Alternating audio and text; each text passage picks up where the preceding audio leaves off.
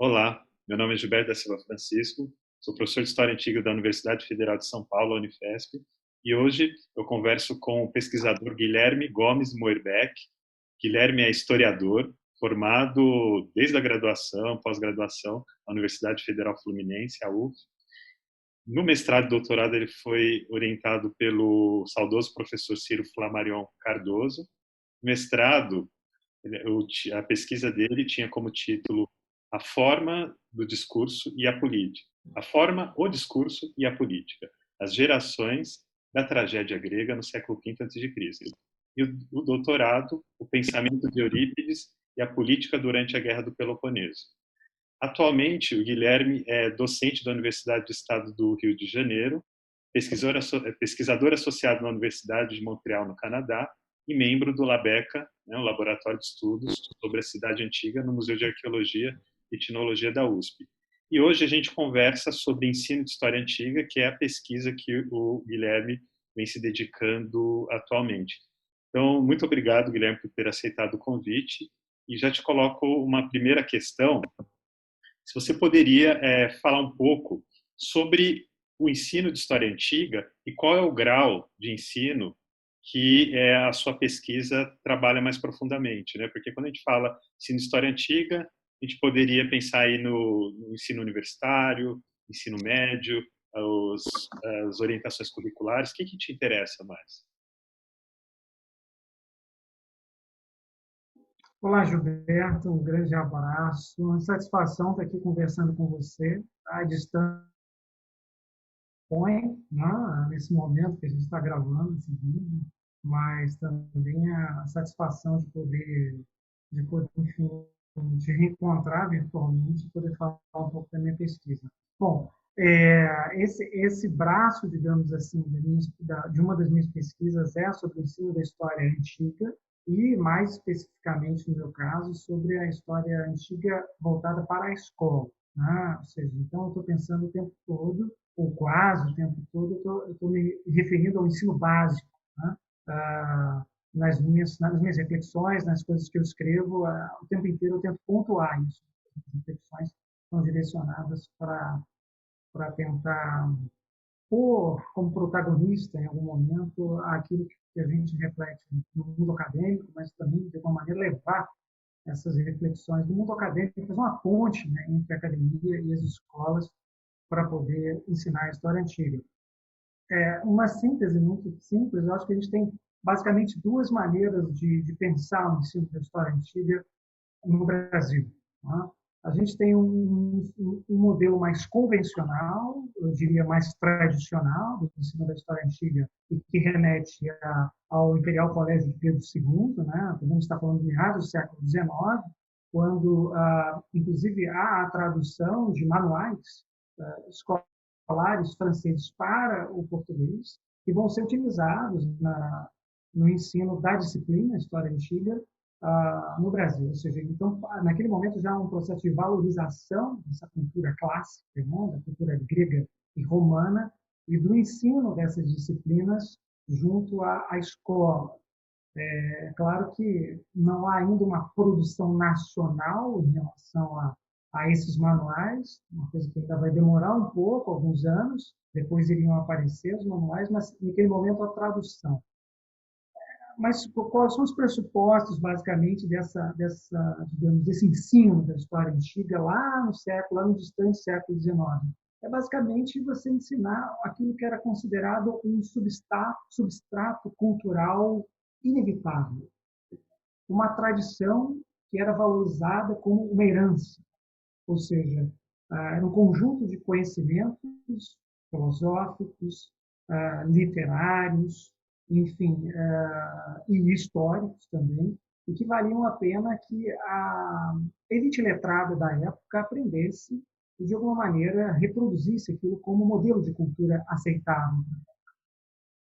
Por incrível que pareça, esse mesmo modelo de aprendizagem ligado às tradições, ele ainda é, hoje em dia, às vezes, aventado. E existe também uma maneira de ver o ensino da história antiga que eu considero mais recente, mais atual, e a maneira a qual me filio, e que quer pensar a história antiga como entre aspas, um antídoto antipresentista.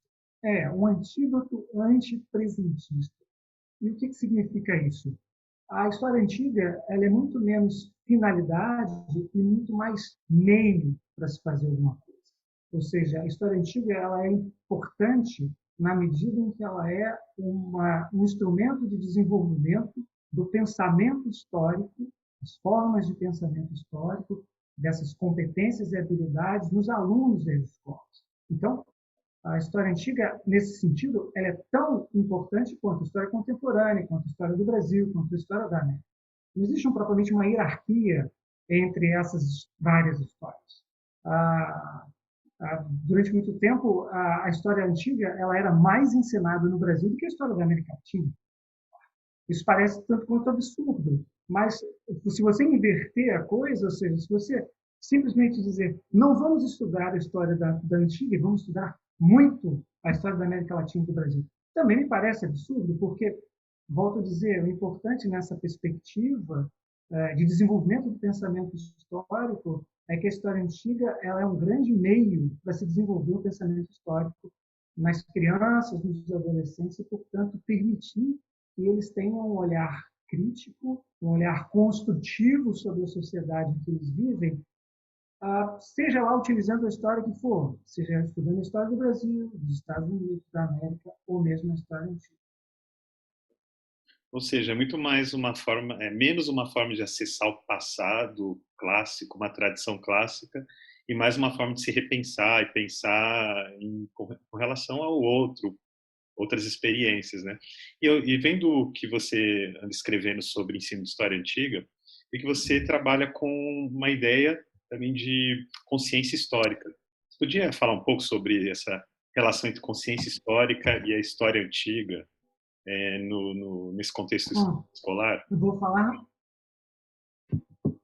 falar pouco mesmo, porque é um dos assuntos que mais há pano para manga para se falar dentro do universo de como ensinar a história, ou como aprender a história no mundo contemporâneo, é você falar sobre o conceito de consciência histórica. Fazendo um brevíssimo resumo, né, a ideia de consciência histórica é uma ideia que está enraizada dentro da filosofia alemã. A gente tem muitos filósofos alemães que trabalharam a ideia, e historiadores também, que trabalharam, ou alemães ou de língua germânica, né, que trabalharam a ideia de consciência histórica de várias maneiras. Hegel, Husserl, Gadamer, Herder, e como historiadores, Ranke, Burkhardt, ou seja, existe um sem número de historiadores que apropriaram de alguma maneira dessa noção à sua forma. Só que existem alguns elementos desses vários filósofos que talvez tenham sido se sedimentado mais nas discussões contemporâneas para o ensino de história sobre a consciência histórica. Dois deles são, por um lado, a fenomenologia de Edmund Husserl e do outro, a hermenêutica do Hans-Georg Gadamer. Então, esses dois autores são talvez mais importantes. O Husserl, porque ele chamou a atenção para a importância da relação da consciência com as experiências. E, por outro lado, você tem o Gadamer, que foi muito importante, inclusive como, digamos, um filósofo ligado à história, e ele chama a atenção para um elemento muito importante, que é o fato de que ele se pergunta como é que as pessoas criam descrições sobre a vida social. Bom, elas utilizam a língua para fazer essas descrições. Então, se elas utilizam a língua para fazer descrições da vida social, eles têm que produzir uma narrativa. Então, a questão narrativa ela é absolutamente fundamental dentro da história, algo que vai aparecer, por exemplo, em Paul Ricoeur. E o que vai acontecer?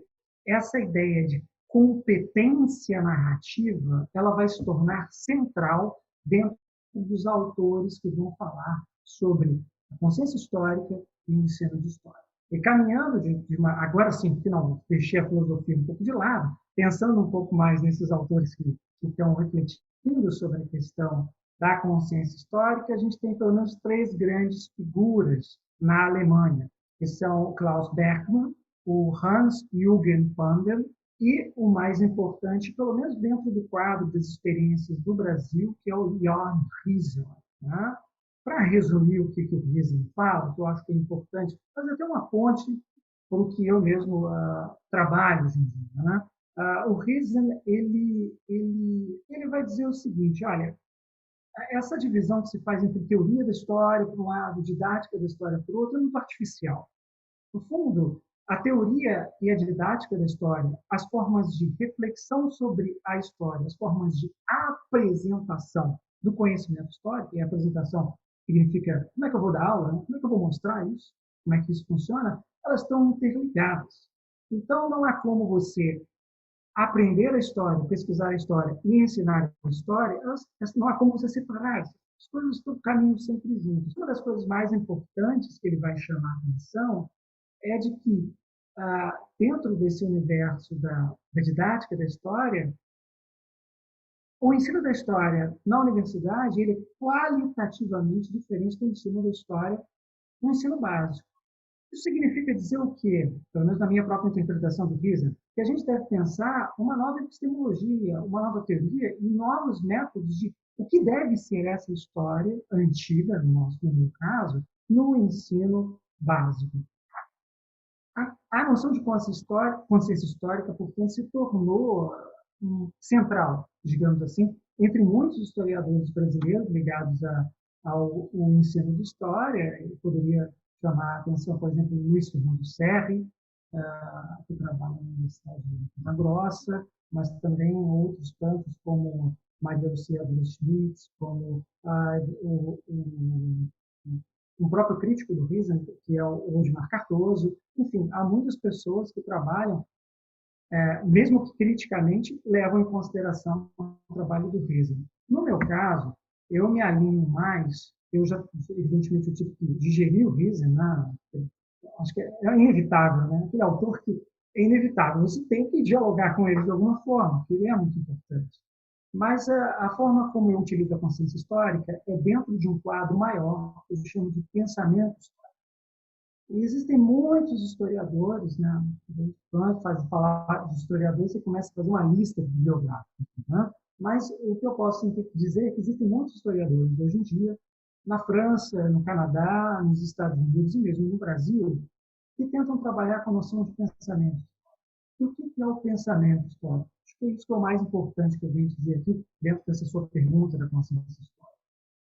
O pensamento histórico é um conjunto de competências, é um conjunto de capacidades cognitivas complexas que são o ponto de partida que qualquer historiador deveria tomar como objetivo de ser desenvolvido numa aula de história. O que são o que é o pensamento histórico? É a relevância histórica, o que deve ser pesquisado, o que deve ser ensinado, qual o impacto social daquilo que se ensina na escola. É uma coisa que a gente se pergunta quando vai fazer um projeto de pesquisa. O uso das fontes. O uso de fontes em sala de aula, ele é absolutamente fundamental, é um ponto de partida. Quais são as indagações? Quais são as questões que você levanta para a sua fonte? A aula não pode ser uma narrativa como uma palestra para os alunos. Tem que ser uma reflexão a partir de documentos históricos. A empatia histórica é um outro elemento, uma competência importante. A capacidade de se perceber a experiência que o outro vive. E, para terminar, a dimensão ética da história, ou seja, que nós não podemos nos furtar nunca, nem como professores, nem como alunos, né, que nós temos um compromisso ético com aquilo que nós pesquisamos e aquilo que nós analisamos do passado. E, por fim, a consciência histórica, que é o quê? Que é essa capacidade de você articular o passado com o presente e se orientar no presente a partir do que você lê no passado. Considerando esse debate teórico sobre consciência histórica que você apresentou, eu vi que também você apresenta uma dimensão mais prática, né, expressão desse debate, que é o trabalho com os alunos com a questão do mito, né? Mito, mitologia. Você poderia falar um pouco sobre como lidar com a questão do mito em sala de aula, pensando nessa noção aí da consciência histórica e tudo isso, dos alunos como sujeitos, pensando na situação deles e do outro? Então, toda teoria sem a prática, no caso do ensino, não vale muita coisa, né? Ou seja, se você não consegue, a partir do conjunto teórico, refletir sobre as suas próprias práticas e as possibilidades do ensino da disciplina e da aprendizagem dos alunos, bom, a teoria fica um tanto quanto esvaziada. Então, bom, isso é uma das possibilidades de trabalhar o ensino de história antiga na escola. E uma maneira que eu fiz quando era professor, por 14 anos eu fui professor da escola básica, do ensino básico, né? Por muito tempo na prefeitura do Rio de Janeiro, por muito tempo na prefeitura de Duque de Caxias, na Baixada Fluminense, e na qual eu pude, digamos, experimentar, errar muito, acertar um pouco, mas é assim que a gente vive nas experiências. Uma das coisas mais bacanas que eu fiz foi utilizando um mito. Na verdade, eu peguei um conjunto de mitos gregos, de nascimento do mundo e outras coisas assim, para trabalhar em sala de aula. E o que eu acho importante na questão do mito? Porque ele é a possibilidade de causar esse estranhamento novo, de fornecer a ele uma maneira de olhar para o passado e falar: nossa, esses caras pensam diferente da gente. Essas pessoas são estranhas. Ótimo que eles pensem assim, porque quando eles percebem que eles são estranhos, percebem que o julgamento que parte deles, deles próprios alunos, né, é a formação de uma autoconsciência, porque aí você pode ir pensando aquilo por meio de atividades escolares.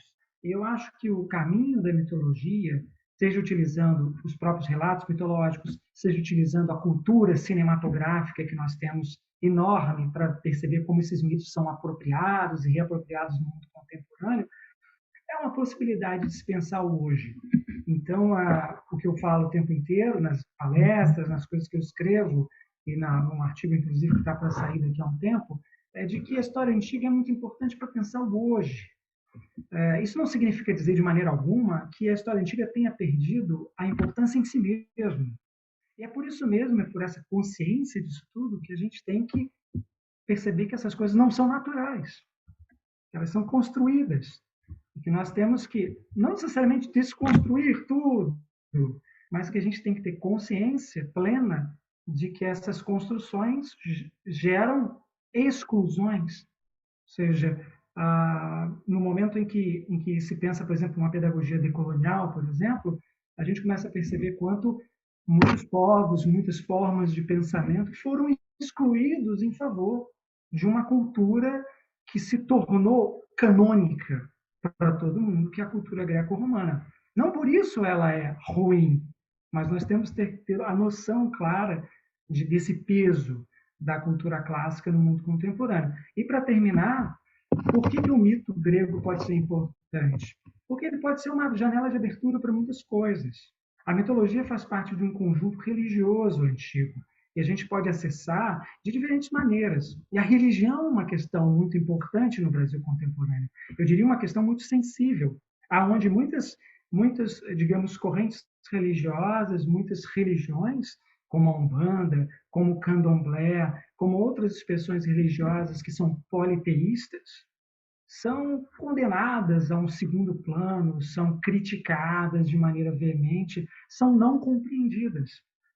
Ora, quando meus alunos olhavam a cultura greco-romana com aquele olhar de fascinação pelo Hércules, de fascinação pelas guerras, por que eles não olham com essa mesma fascinação para os mitos de origem africana, por exemplo? Não é? A gente está falando de histórias, de contos, de lendas, estão ligadas a essas diferentes culturas.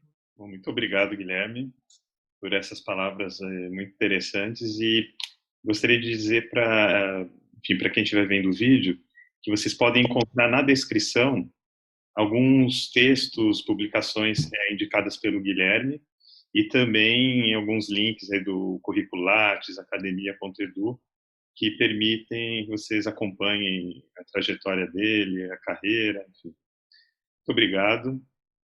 Eu te agradeço, Gilberto, é uma satisfação ver vocês aqui. Eu espero que as pessoas gostem da nossa conversa. Exatamente. Até a próxima.